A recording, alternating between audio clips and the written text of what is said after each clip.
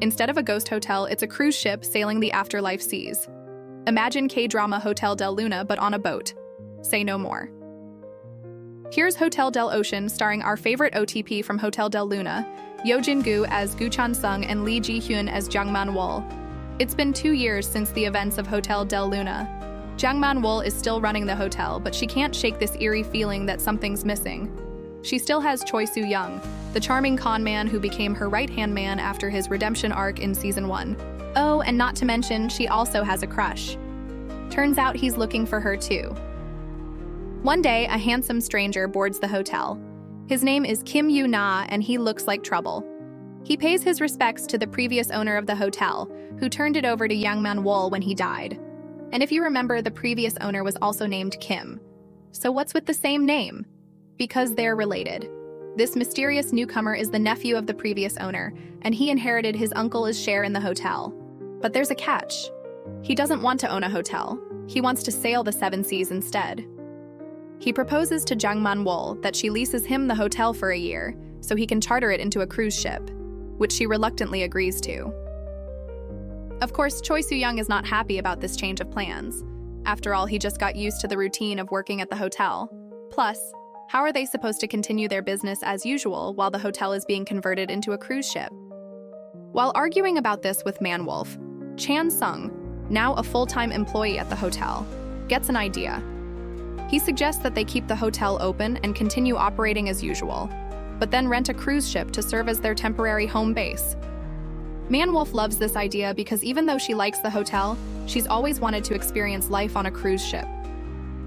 Soon enough, the gang boards the Del Luna Sea, a luxury cruise liner complete with casinos, karaoke rooms, a theater, and a pool.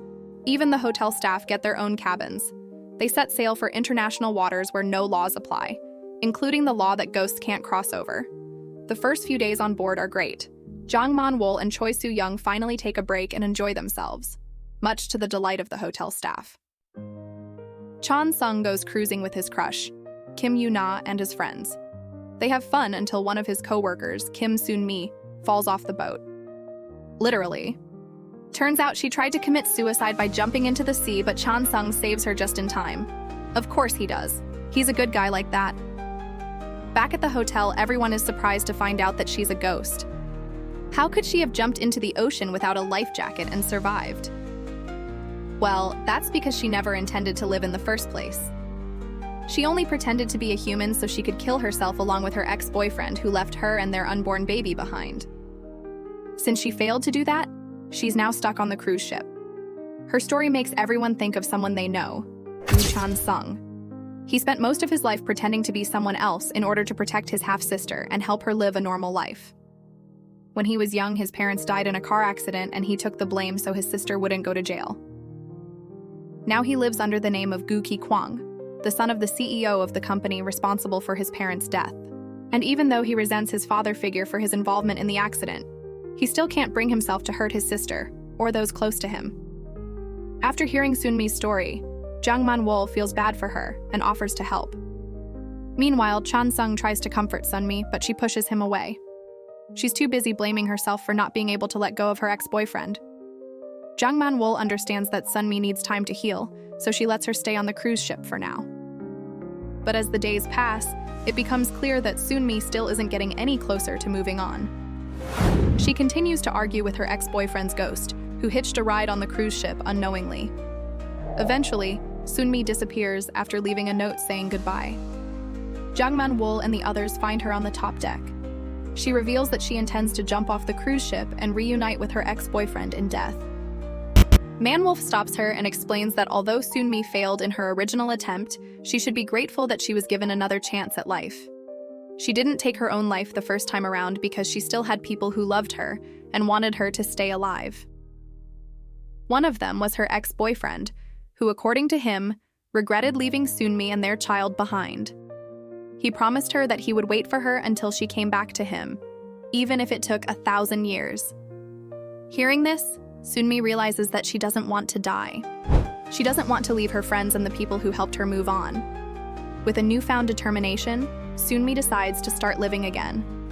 As the cruise ship approaches its final destination, Jang Man-wol ponders about her future. She has mixed feelings about returning to the hotel. While she enjoyed her time on the cruise ship, she knows that she belongs at the hotel. Just then, Kim Yoo-na approaches her and confesses his feelings. It turns out that he fell in love with Jang Man-wol the moment he saw her. He asked his uncle to buy the hotel for him so he could give it to her, but she refused to accept his offer. In the end, they agree to work together to make the hotel better. The cruise ship docks and the gang disembarks. But before they can step foot on land, they're stopped in their tracks. Standing before them is none other than Go Chung Myung, the handsome stranger from the beginning of the series. Turns out he's not so mysterious after all. What's up? I thought he was going to disappear after confessing his love to Man-Wolf. Nope. Here he is looking for her again. And for the second time, he shows up at the hotel and asks Man-Wolf to come back with him. He says that he'll give her the world and anything she wants, but she refuses. She's done playing games with him and she wants to focus on her life. Enraged, Go Chung Myung threatens to destroy the hotel, but Man-Wolf stands in his way. She's tired of being threatened and blackmailed by him. Plus, she doesn't feel threatened anymore. Go Chung Myung tries to attack her, but she easily overpowers him. She's shocked to discover that he's also a ghost. That explains why he never aged.